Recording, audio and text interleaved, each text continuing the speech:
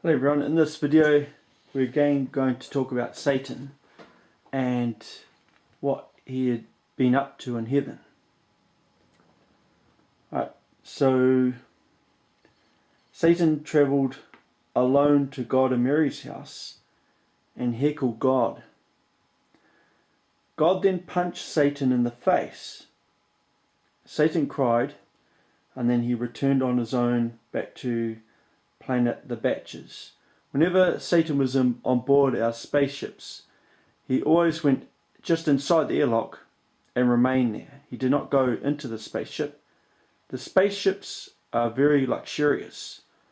There are 2-story apartments on board for each passenger, and there's entertainment and food and drink and alcohol. Satan never touched any of that. He just simply went into the airlock and stayed there and would not go anywhere else. When Satan returned to planet the Batches, he then visited me at the Angela Batch. I was in fact in a relationship with some ladies from the Angela Batch, and I was staying there. Satan then told me he was going to kill me, God, Jesus, the Holy Spirit, Rebecca, my daughter, and then force Our Lady Mary to marry him. I then beat Satan to death, and then after Satan had his soul refilled with a new body, a few days later, Satan then took Baal and Ashura to the planet, to the apartments on the other side of the planet to look for food, and then he went missing for 14 days. No one could find him. Then on the 21st day that Satan had been missing, someone discovered that they had a blocked toilet. And so God asked me to go and find out what was happening and fix the problem. So I'm also a plumber in heaven. I was the architect who helped design the buildings and the sewer systems up there. On the 22nd day, I had the equipment at that location, and I opened a hatch. It wasn't wide enough for anyone to crawl through. I looked down through the hatch and I could see where the pipe was. The reason why it was blocked was Satan was in there. He looked up at me, I looked down at him. And then I saw an opportunity to do something. So I put a seat there, dropped my pants, sat there, and did a shit on Satan's head. Satan then said that was warm. After I finished, I cleaned myself up and then got the artificial intelligence controlled machinery to dig a hole and lift the pipe up. When we lifted the pipe up, I deliberately spun the pipe and it made Satan throw up everywhere, which was quite funny. We then placed the pipe down on the ground, and then we had to put a rope around Satan's head and drag him out. This strangled him, and he lost consciousness. By then, everyone in heaven was there, including God, Mary, Jesus, the Holy Spirit, and most of the angels. The angels that weren't there were watching through angel vision. Jesus then knelt down and placed his hands above Satan's chest, and using gravity from the gravity fragment that Jesus has, Jesus was able to restart Satan's heart, and Satan regained consciousness. Satan then stood up and looked around, and then I pointed at him and I said, "Look, Satan has my shit on his head, and it's in the shape of horns." Everyone laughed. It was hilarious. Even the people whose names on that list there were laughing very loudly. Satan then got miffed.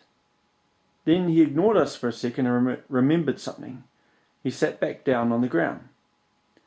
He pulled the shit off my head, shit off his head that I'd put there, and ate it. Then he ate the other one. and then he vomited everywhere. Then he ate the vomit. Then he vomited again, and he repeated this several times. Since then, the Holy Spirit and God, Mary, Jesus, and myself have played a prank on Satan and witches and Wiccans by introducing into entertainment the idea and concept of Satan having horns on his head.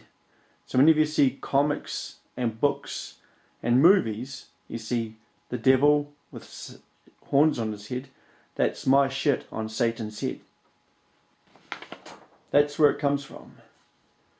Okay, so we had some incidences and we decided to do a prank on Satan because we got sick of him. He was always causing trouble, winding people up and then telling him he had a better way, which wasn't. It was in fact extremely dumb. It was standing outside naked in the rain and dying of hypothermia, dying of starvation, and starving yourself to death. It was a very boring way of doing things. Baal, on the other hand, used to flop his penis out everywhere and masturbate. So he was doing it all the time. If something was exciting, that's what he would do. So we pulled a prank on Satan, the lake monster prank. We basically dressed up as monsters. Satan thought he was going to go to the lake and do something. He was planning on drowning someone, and when he went near the lake's edge, we emerged dressed as monsters and chased them away. Satan and his followers ran, and we channeled them through use of diversions to go inside a shed, and they remained in that shed for 14 years. During this time, I took all the angels from the batches and introduced them to education. And so I taught them education, writing, reading, maths, science, and other subjects, and history as well, like we're doing here. 14 years later, Satan then emerged from the shed, and him and his followers then tried to get an education. They still lived outside, but all he did was he used to heckle people and disrupt the class. I was the teacher of the class. This was at kindergarten level. I kept making sure that I was the teacher of the class where Satan was, so I could keep an eye on him, because I knew I could give him a hiding or throw him out if he was a problem. 400 years later, Satan was still at kindergarten, and he finally managed to go from there up to the next level of education.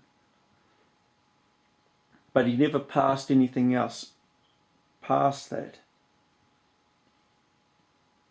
After 450 years, Satan went to planet God and Mary's house, and it was there that Satan went into God and Mary's house and made a bunch of demands, and he was ranting. Then he got his followers to get a knife, and they cut Satan's penis and balls off. And then Satan got all of his followers to cut theirs off.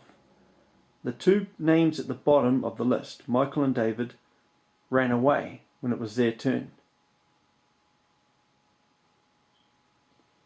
The next day, Satan had had enough. He took his followers and then went to God and Mary's house, and with the knife was about to try and kill God. Myself and archangels, there's 50 of us in all, blocked Satan's path. I then removed the knife from Satan. Then God appeared, and through teleportation, and he opened up a wormhole from heaven to the storage dimension, which we call hell. Then I picked Satan up and threw him through the wormhole. Satan then fell 20 feet, not 20 meters, 20 feet, and landed on the ground and injured himself. The rest of his followers followed, except for Michael and David. Upon arriving in the storage dimension, Satan and all his followers died. Satan had died from his injuries. His followers all died from hypothermia because it was extremely cold there. The crystal skull that people see in a museum, the one that's made from one piece of quartz, was made by myself. It is in fact a copy of Satan's skull from back then. And I brought that to Earth and placed it in Belize, where someone found it.